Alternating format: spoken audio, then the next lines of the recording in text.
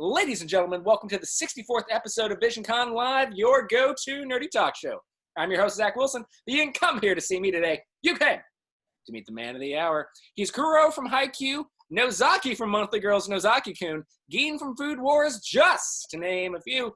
He's the legendary performer with the quickest wit in the industry. Ladies and gentlemen, please help me welcome the one, the only, Mahany. Ty, how are you doing today? I'm all right. How are you doing, Zach? Can I say something real quick? Absolutely. I love your hair. Thank you. I want you to come to my house and say more than words to me every night so I can go to sleep. Absolutely. That is the easiest yes I've been ever able to say. And I'm gonna do you one better, Ty. I want to tell a quick story before we get started. Go right ahead. Mr. Ty Mahany, who said something to me that no guest, and for those of you keeping score at home, we're at episode 64, and that's not even including the guests I've interviewed in person throughout my career, et cetera, et cetera. But Ty Mahany put me in my place because, for those of you who don't know, I am a talk show host, but I also moonlight during the day as a marketing manager of a nonprofit. So my overly professionalism kind of seeps into the job, my talk show host job. So I was just giving you all my spiel to get you on the show. And you're like, yeah, man, that's cool, but tone down the professionalism. And you know what, Ty? I respect you for that. I have to do it all day too. And I don't want to do it when I'm trying to have fun with somebody. For sure. And then, like, after you said it, I was like, you know what? Yeah, like, I'm coming off as quite the stiff right now. You already got me, man. You don't need to. I didn't need to butter you up anymore. All right. Well, we'll go ahead and get started now. All right. Like I said, you're a legendary performer, a titan in the industry. You've got a bunch of roles that we don't have time to go through all of them, but there were three in particular I want to get to. But first, I wanted to talk about how we got here. Was showbiz always the plan, or did something happen later on in life that kind of brought you to where we are today? Oh man, where to start? Start at the beginning, right? So in January of 1968, my parents had sex. Oh yeah. And then, okay, let's skip forward. So I did plays and stuff in college. I always loved acting. Then I joined the Air Force. That's a completely different story, but I joined the Air Force and I was a broadcaster. I was first stationed in Korea and I was on the radio. And so some Korean agents heard me and they wanted me to do voiceovers for like commercials or industry stuff, like, this is our new fridge from Samsung, and just go through all the details of that. And then I got a lot of jobs doing teaching, making tapes, teaching Korean kids how to speak English. So there's a lot of Korean kids out there that learned how to speak English because of me. Yeah, hell yeah. I have one really funny story. Is one of the jobs I had, as I had to record songs, just English songs, but just say the words so that Korean people could learn the English words of the songs so they could sing along, it's weird, but the best one was doing mbop, because you're just basically saying mbop a lot. And on top of that, the Korean word for rice is bop. So it's just rice the whole time, which makes it a million times better. Anyway, flash forward, I moved to Houston. A couple of my friends worked for ADV, and they really needed someone to come in just to do this thing for Cromartie High School. That was the first one I ever did. And I did an audition over the phone, and I've been working with them ever since, and that was like 2002. Wow. So, yeah. 20 years, geez. Oh, Jesus, yeah. And it snowballed to where we are today. Yeah, that's crazy that I just said that. Now I feel old. I want to go lie down. Very overwhelming. Well, as I mentioned, there were three characters that I wanted to discuss today. The first of which is a no-brainer to a lot of people watching, especially to maybe some of our younger audience. This anime, there are two animes in particular lately that have blown up to a degree that I have not seen an anime reach to in a hot minute. That anime, of course, is Haikyuu. So I want to talk about everybody's favorite spiky-haired, edgy lad. Let's talk about Kuro. Now, before we dive deep into the show, and dive deep into Kuro, rather, I want to tell you just give us a brief overview of the character, maybe how you got the part, any fun anecdotes involved, anything at all. So typically when I walk in and see the character, the director's going to tell me one thing. Okay, so this guy's kind of a dick. You don't need to tell me that anymore, guys. I know that you just picked me to be the kind of dicky guy, but he also has a good heart.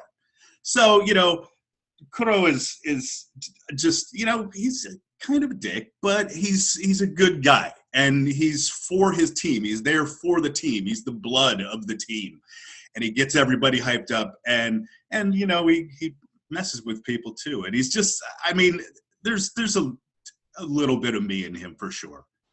But I tell you, I typically don't look at comments on anything because that's always the bane of. But there was a whole thread somewhere about a laugh that I did for Kuro. Like, it is split. Like, people hate it or love it. And it was literally like 2 seconds of a laugh where I do sound like a lunatic for sure. And apparently the original laugh they thought was cute, and I made him psycho sounding, so it was very divisive. But he's a good guy, and now he is my most requested. Like, when people message me to get voice messages done in voices, this is who they want. Really? And my sister's a huge fan. Please just tell her happy birthday and that you're looking to have her join the team or something. Like, I've done it, I think 12 to 15 times now. And I've been in a bunch of sports anime, and I had no idea this one was going to take off like that. It's amazing. And it's it's a great show. It really is. I had a lot of doubts until I watched another sports anime called Yuri on Ice, when I'm like, okay, just because I don't like sports doesn't mean I can't like sports anime. So a girlfriend and I started watching it, and we fell in love. So, and we can definitely see what all the younger audience sees in it. But with Haikyuu being one of the most popular animes out recently, especially in the sports genre, did you ever, and you kind of touched on it a little bit, but let's kind of delve a little bit deeper into it. Did you ever, when you were cast as such a major character in the series, did you ever kind of anticipate the show being as beloved as it was? Like I said, no. It was, and I'm kind of typecast, like I said, as kind of the dicky dude with a little bit of charm. I could tell that it was a little bit better than some of the other things that I've been in. Had a little bit more heart, maybe. But yeah, I never imagined that it was gonna do as well as it did, and I'm so thankful for all the fans that have reached out to me about that character, and it touches my heart. It's great, and in the end, he's not such a dick. Yeah, he's just a really good guy. Kuro perfectly personifies a quote, one of my favorite quotes from the movie Wreck-It Ralph, where Zangief tells Ralph that just because you're a bad guy doesn't mean you're a bad guy. Exactly. Well, we're going to jump ship here and talk about a character who's about the polar opposite of Kuro, at least as much as one can get. And guys, this might be a little bit self-serving because this anime may not be as popular as Haikyuu, but goddamn it, it deserves to be. So I want to give a spotlight to a recent obsession of mine. I want to talk about Monthly Girls Nozaki-kun. Much more specifically, I want to talk about Nozaki. Now, like we just did with Kuro, give us a brief overview of the character, maybe how you got the part, fun anecdotes, anything at all. Kyle Jones, director, he had me audition, and I fell in love with the character because he is, he's definitely on the spectrum, and I appreciate that, but his outlook on life, and he's just, okay, so he's a guy that makes a manga. He uses a nom de plume as a woman, so people don't know who he is. And then this fine young lady figures it out and gets his autograph when she really just wants to go out with him because he's clueless about humans in general. He sees humans as tropes to an end to get through his manga as he's writing it. And the reason I like him so much is that he doesn't see the human tropes as genders specifically. You know, he sees, okay, he has to do that in the manga, but in real life, he sees, you know, the hero can be, you know, a woman. This is who I'm going to base this character on. Even though it's a man in the manga, this is a woman. And his, you know, his best friend is the princess, the damsel, you know, because he's just using their personalities, but not specifically for their gender. But then he's making it into, I don't know. He's just so wonderful. And then just to have this, you know, this girl so in love with him and he just has no idea the whole time is just, I think I've lived that myself before, you know. I think a lot of us have. We have, I mean, knowing. Or we've been that person. Yeah, we have, and like knowing what we know about, she has feelings for Nozaki. It's maddening to us, the audience. Yes. God, I love him so much. The show is so phenomenal. And so Nozaki is as smart and kind as he is oblivious. But yeah. I do want to ask, while playing this lovable, gentle giant, was there ever a point where you kind of began to relate to him on more of a personal level? I think so. You know, the weird thing about the show, just one other thing, is that we shot the whole series in one day. Wow. So it was like 9 hours straight. And so when you're doing that much of the day, you kind of just become that character. Like, like I'm walking around like, you know what? I could use you as a nemesis in this manga that I'm writing. And, you know, and I had to talk with a slightly higher voice, which was a little bit difficult for me because I don't know why. He was a big dude, but he was also like, you know, 17. So I had to remember that. But yeah, I started to honestly, and I still do to an extent, kind of see through his eyes about gender and how we look at the world and who is supposed to be what. And we don't have to pigeonhole people constantly. Masculinity and femininity, whatever. It's a spectrum. Everybody's on it somewhere. And it made me, you know, it made me realize, you know, I have a feminine side too. I'm like, you know, I'm probably like 48% lady, and I don't care. It's a good thing to have. Feel compassion, and I can also throw a nice right hook if I have to, you know. Best of both worlds. Yeah. And also I'm just here to get a girlfriend. So if anybody just slide into my DMs, go ahead. There you go. There you go. You know where to find them. But guys, for real. Check out, if you have Netflix, you have access to it. Monthly Girls Nozaki-kun. I cannot recommend it. Yes, I would too. It is a beautiful show. It really, I mean, truly, truly beautiful. Everything about it. Yeah. And one of the funniest shows I've ever watched personally. Oh, when he's playing the dating game, That's the video game. Is by far one of my favorite episodes in the show. Every time I see Shannon Reed, one of the other directors, he always says, "I want to be your somebody." That's his favorite line from that show. He does it constantly. For I want to kill him, but he's the nicest man on earth, and I would never do that. Sure. I just Sure, as much as you may want to. All right, guys, we're approaching the halfway point, so I did want to reiterate something real quick that plenty of you have already messaged Visioncon directly and or put in the live chat your viewers' comments and questions. You have plenty of time to do so. I just want to reiterate that point so you know that you have that option, and we're going to get to those at the very end, guys. So the last character I wanted to talk about, Ty, is he's also pretty different from the other two characters, but he's definitely the most of a beefcake of them all. Let's talk about beefcake both literally and metaphorically because it's kind of a food pun. Let's talk about Geen from Food Wars. So again, just like we did, give us a brief overview of the character, fun anecdotes involved in getting the part, anything at all. I based my character just specifically on his eyebrows. I mean, what more do you really need except for to see that? No, I'll tell you, the first picture that I saw was when he's standing there naked, facing out the window, and the sunlight it looks like it's coming out of his butt. and I'm like, oh, okay. So basically this guy is a combination of Gordon Ramsay and Iron Chef and a game show host. Oh, yeah. And just putting all that together.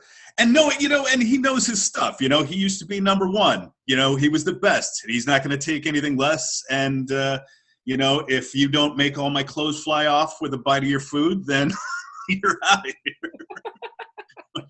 I never understood that part, but okay. I mean, they had to have a competitive selling point, I suppose. The first, I didn't get to, of course, when you're only seeing your scenes. And I just remember them going through and I see this food flying and silverware and naked people and, all the silverware's kind of covering the bits. And I'm like, what is happening in this show? Yeah. It's foodgasms. It's so weird. But yeah, but he's also he's a dick who's also very nice, And it's a beloved franchise. The fans, myself included, I wouldn't consider myself one of the rabid fans, as some of them are, but I genuinely enjoy the show. But I've seen the majority of the fan base, and they're a passionate bunch. So yeah, it's funny. I didn't realize it until I got a call from a friend who had been watching it, and I didn't know. And they're like, "Wait, is this you? We're watching this show. This sounds like you." I was like, "Wait, where is this, on Netflix?" And or was it on Netflix or Cartoon? I can't remember. I think it was on Cartoon Network. But I turned it on. I was like, "Yeah, that's me. Wow, look at that." Well, yeah. I mean, the show definitely catches you by surprise, and it deviates a lot from the norm, and that's saying something for anime standards. Yeah, but it is nuts. But like I said, it still manages to attain this mass appeal from this very passionate audience. So when you learned you were cast as, such a major character in the show, was there ever kind of a pressure to really bring it? No, I mean, you don't really think of it at the time. You're just you go in there, you have your little background sheet, you see what he looks like, and what the character does, where he comes from a little bit, and then you're developing what kind of voice you want to use, what kind of emotions you want to get in there. And so that the pressure is never really there, because you always just want to do the best that you can for the character. You want to do the character right. You want the fans to, sometimes they're going to like it, sometimes they're not. But, I'm going to do the best that I can for every character. This character, he was just so sort of nuts, but so sincere and so in love with food. And it was just like, I think I can do this. I've seen Gordon Ramsay enough, and he doesn't go crazy like that, but he's got the passion for the food, and also, he misses his old friend, and he's got a heart too. I never, and food, especially just seeing the bits where the foodgasms and stuff, I'm like, this is not, no one's gonna watch this. Little did you know, everybody watches it. Yeah, maybe it's part of just because right now, just in popular culture, food shows are so popular. Maybe that's part of why people fell in love with it. I'm glad they did. I mean, I feel like it's a mixture of that during the foodgasm scenes. I mean, they've got some easy on the eyes characters, but I would yes, they do. I'd be remiss to not mention the fact that the story and the characters are also very complex and dynamic. And I do highly recommend you guys checking out the show. Perhaps not as much as Nozaki-kun, but still, these guys should definitely still check out the show. But so we're gonna jump ship now. Okay. Ouch. Exactly. Yeah. Hopefully it's not gonna hurt. But we're going to come away from the characters and we're going to talk a little bit about the industry itself. Because a lot of people that watch the show obviously are here for the wonderful guests that we have, one of which is sitting right before me. But a lot of other people we've noticed watch the show because they either want to get in the entertainment industry or already are and just need to know what to do next in order to kind of get to the next level. So I want you to keep that in mind for these next two questions. The first question I have has to do with rejection. Now, like I always say, guys, rejection is just part of life. No matter how you look at it, rejection is going to be there from time to time. However, if I feel like it is an easy argument to make that if there was ever an industry that has the most rejection involved, I would say it'd definitely be your industry, which is the entertainment industry. Yes, so, absolutely. For the folks watching at home that either want to get into the entertainment industry or already are and just want to know what to do next in order to get up to the next level, how would you advise them to handle rejection when it inevitably comes? Does it get easier? Or if it doesn't, are there any general advice that you would give them to handle it when it happens? It definitely gets easier. Yeah, I mean, like you said, rejection is a part of life. But in the entertainment industry, it's not always about you. It's you may have gone in there and done a great job, but the directors just, they see a different direction for the character. They have other actors they've already put in there, and the voices just don't match up. There's not a lot of chemistry there. So it doesn't really have a lot to do with you per se. Sometimes maybe you just sucked. I don't know. But most of the time, it's a director making a directorial choice. It doesn't have anything to do with you. See, I know it's really easy for me to sit here and say, don't take it personally, because I know, but the thing is just, and it's going to hurt. Let it hurt for a minute. And then just remind yourself there's going to be other things to do. Just keep reminding you, let it hurt. It's going to hurt. Let it hurt. Let it go and go on to the next thing. And you're going to find something. And look, I've tried out for lots of things and been rejected. And I found my niche as the dick with charm. And you're going to find yours too. And there you go. I don't mind being typecast. Yeah, keeps you employed. Exactly. As long as the checks are there, I'm dicking it up. Let's go. There you go. Dicking it up. All right. And so kind of in a similar vein, is there any general advice you'd like to give those people watching right now, about getting into the entertainment industry or really staying relevant in it? Maybe advice that you wish you had when you first started out. Well, mine happened so by accident. It's so hard. I can't use myself as an example because it was just so happenstance. Everything just sort of happened. It fell into my lap. I am very, very fortunate, and I recognize that. I do. I'm very fortunate to be where I am. I know a lot of people would love to be where I am. I know there are times when I'm in the booth and I'm tired and I just want to go home, and I think, there are thousands of people who want to be right here doing what you're doing right now. And, the best thing to do is. Nope.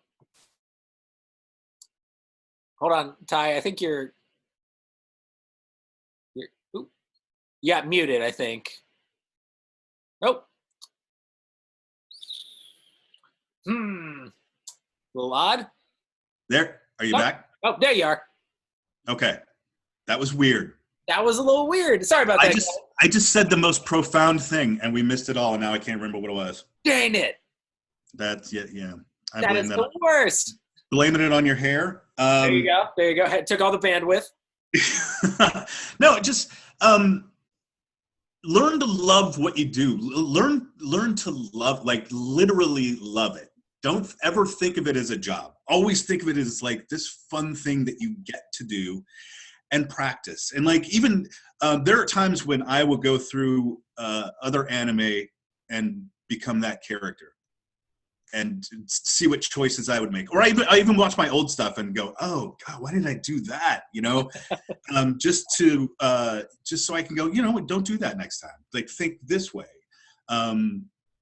Tap into your emotions. Like you got them all in there, and then just bring that to life. There are certain times, I've actually cried a couple times where it got a little bit too much. I've gotten angry. I almost passed out once recently. Doing fight scenes for a guy who doesn't do a lot of cardio, and you're yelling for about 2 minutes straight. I fell down. I didn't go all the way out, but I took a knee.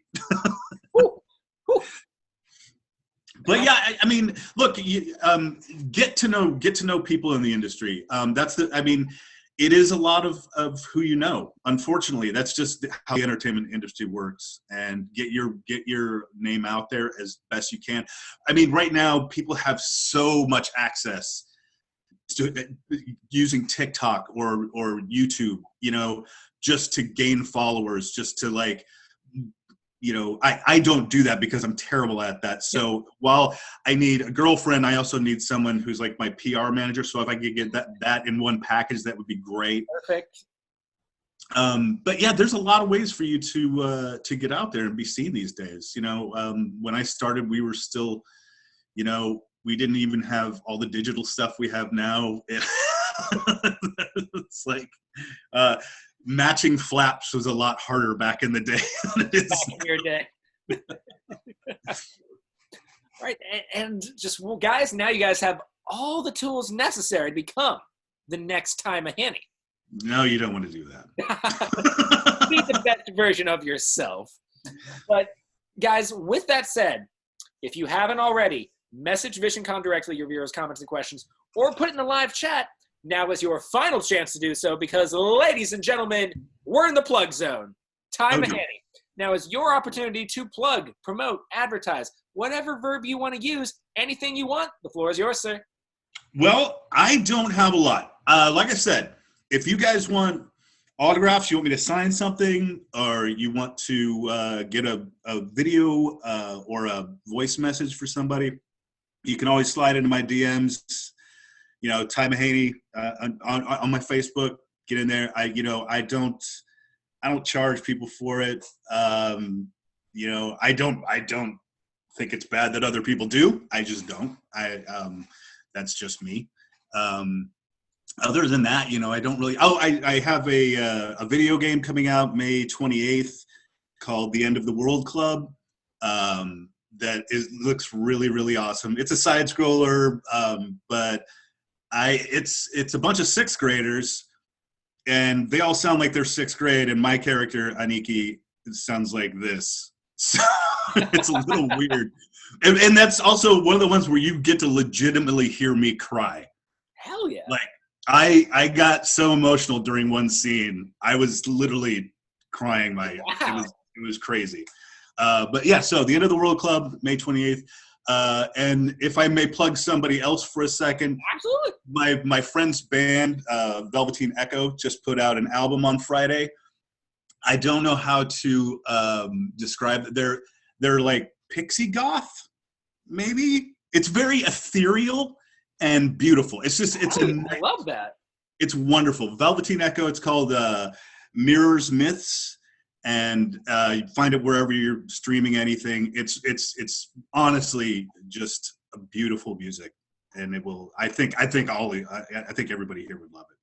Well, I have all those links plus more in the live chat if you're watching this live on Facebook, or if you're watching this later on YouTube or listening to it later on Spotify. It'll be down there in the description box below, guys.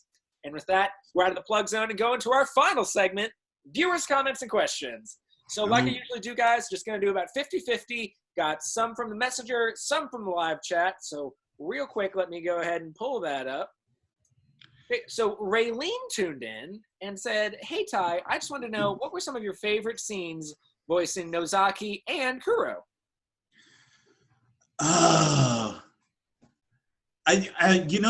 There's in Kuro, the scene when he's when he's doing the speech about how they are the blood and the heartbeat. It's so corny, but it resonates with me. Like, I still think about that speech all the time.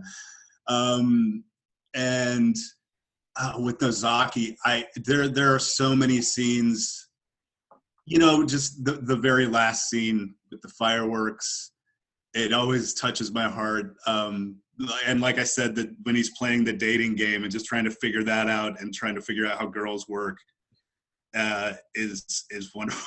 Yeah. I mean, honestly, I could watch any scene from Nozaki-kun and love it. Sorry, the cat just jumped in my lap. Oh, you're fine. Say hi, Squeaky. Hi. Oh. He's Okay. 21. He doesn't need to be on my lap. Oh, really? Goodness. Okay. Well, Yeah, he can drink. so we have a special addition to the chat today. So we have a Mr. Cody Clark who said, "This is so awesome. I'm dating your cousin." Hi, Cody. And Cody then went to ask, if I can find it, did you ever get stabbed by a nail from your grandma? I certainly did.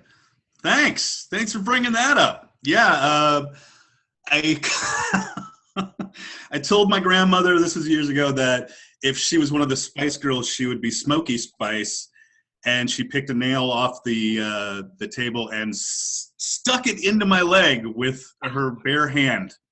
Yes. Oh my. Yeah. I've been stabbed a lot, but that one hurt the worst. I can imagine. I mean, I don't think that's a big of an insult. I mean, at least she's a Spice Girl. Okay, so Charlie tuned in and he said, "Tell him sorry, I don't have time for your story right now." I'm assuming there's a story behind that. What? I don't have time for your story right now? Yeah, that's what he said. I feel like, is that an inside joke? I don't, like I said, I've had a lot of concussions. I don't remember what. Oh, dang. I'm sorry, Charlie. Is this because I was mad at you for falling asleep last night and said it was a dick move? I don't remember. I'm sorry. Well, Ricardo tuned in and said, "If you could voice the protagonist in any town you've lived in or visited, where would you set your anime and what genre would it be?" You know what? I would probably make. You know what? I'd probably do a wrestling anime set in my hometown of Fort Dodge, Iowa. Hell yeah. That sounds sick. Yeah. I think that would be great. Well, Somali tuned in and said, and this isn't so much a question as it is a statement, FYI, I love Food Wars, but I am in love with Chef Dojima, so Gin. Thank you for bringing him to life. Oh, thank you so much. That means a lot to me. I think I feel like I should do push-ups every time I see him, though. I mean, I feel like that's an impossible physique to attain and also be a master chef. Like yeah, there's no way. You can't have it both ways. No. Okay, so Charlotte tuned in and gave us the same question she always gives, so this is always a good one. Besides voice acting, what are some of your favorite hobbies? Well, I am also a storyteller. I've been on The Moth. I actually won the first ever Houston Grand Champion Moth storytelling. Oh my God. I was a stand-up comedian for a while. I should probably start doing that again once the pandemic. I don't know what I'm going to joke about. I've been in a house with a 20-year-old kid for a year. I'm surprised either one of us is alive right now. So there's got to be some funny in there somewhere. And I'll be fully vaxxed by the end of the month. Again, girls, DM. Hell yeah. We got time for about two more. The next one is going to be from Roger, who said, "Hey, Ty, I just want to know, are there any of the roles that you've done in the past or currently working on ever been throat shredders?" So I assume he means, like, did they ever hurt to do? Typically, I think the only one, no, because I haven't really done like a throat shredder through the whole show. I mean, fighting scenes are one thing. I think the worst was in Akame ga Kill, Susanoo's last fight. I did a lot of shouting in that, and that hurt for a while. But most of the time, you know, I'm pretty much different levels of the voice you're hearing right now. So. Why fix when it broke? Right. It's a beautiful voice. What are you going to do? It definitely is. And it was trained by the U.S. military, so thank you very much. Hell yeah. All right.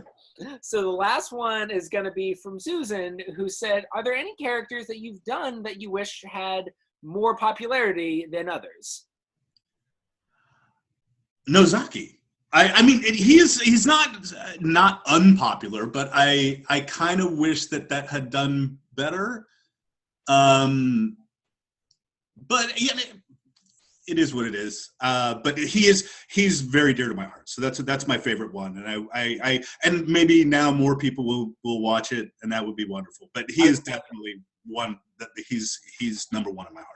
I was about to say, if there is nothing else I accomplish in life, I want to make sure that Monthly Girls Nozaki-kun gets the credit and accolades that it deserves. So everybody watching right now, if you have Netflix, for the love of God, I don't ask much of you guys, but just do yourself a favor and go watch Monthly Girls Nozaki-kun. You know, I think the problem is because it's called Monthly Girls, I think that people think it's about menstruation. I think that's you know what? You might be onto something. And with that, guys, ladies and gentlemen, this has been episode 64 of Visioncon Live. Before we wrap things up, though, Ty Mahany, any final thoughts to leave us on? Sage-like wisdom, anything at all? I want everybody watching this to wake up every morning, look in the mirror, and say, I am not now, nor will I ever be, important enough to be a dick to the waitstaff. Ugh. That was perfect. That was great. Ladies and gentlemen, I could not have said it better myself. And with that, this has been episode 64 of Visioncon Live, guys. Thank you so much for watching. I, of course, am your host, Zach Wilson, but much more importantly, this has been my very special guest, Ty Mahany. Make sure to check out all the links down in the description box below, guys. And until next time, always remember that life's better when you have friends to share it with.